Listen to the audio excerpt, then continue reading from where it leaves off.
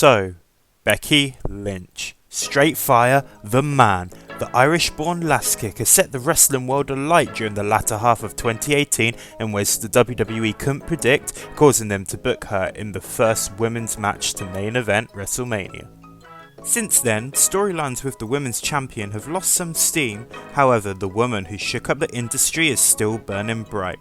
Whilst nobody backstage predicted this organic growth, from dissecting her WWE career, I figured out the formula of what made it so magical when the man came around.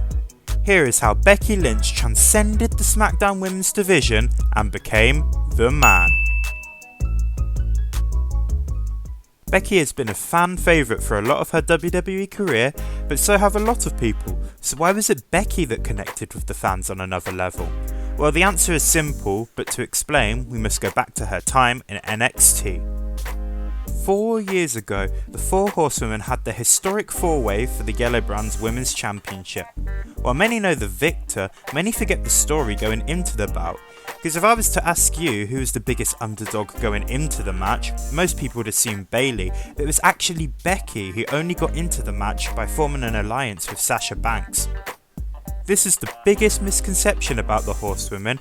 Whilst Bayley is presented as the underdog by the WWE, it's Becky that's the least decorated of the four, and this 2015 match was a precursor to this, with Lynch more preoccupied with fighting Sasha than winning the title.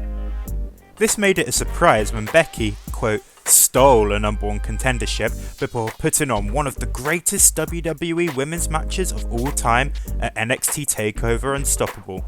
Despite tapping to Sasha, this is the match where Becky Lynch became, well, Becky Lynch, debuting her fiery hair, and in spite of a very technical submission-based match, Lynch's passion was so infectious that NXT Universe sang the challenger her theme, an uncommon occurrence back then.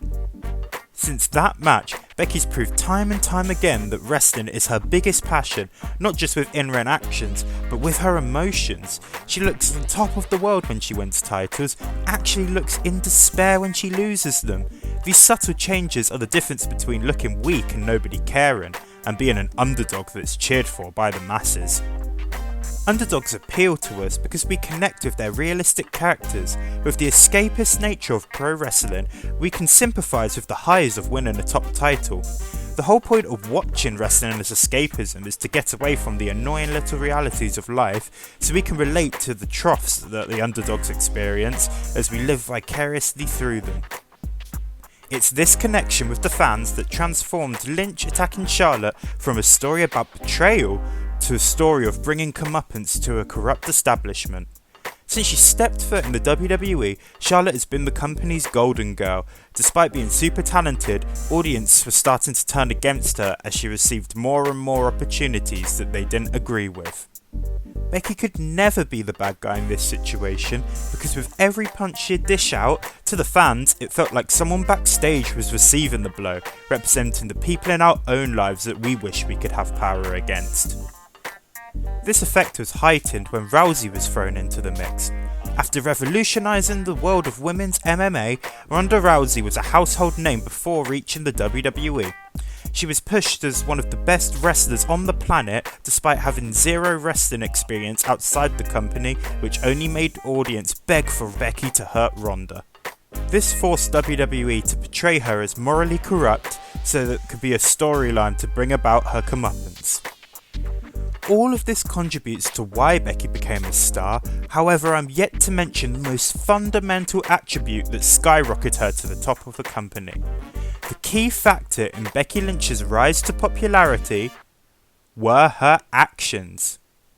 That sentence sounds obvious, I know, until you ask yourself why. In quite a few cases do the audience side with the heels.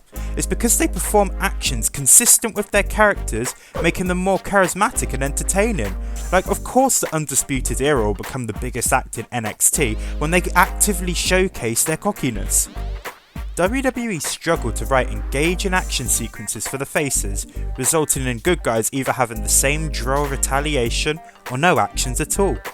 As Becky was originally written as a heel, the fans got treated to a badass anti-hero that wouldn't be afraid to throw the first punch, a unique character trait that engaged fans who needed this fiery hero.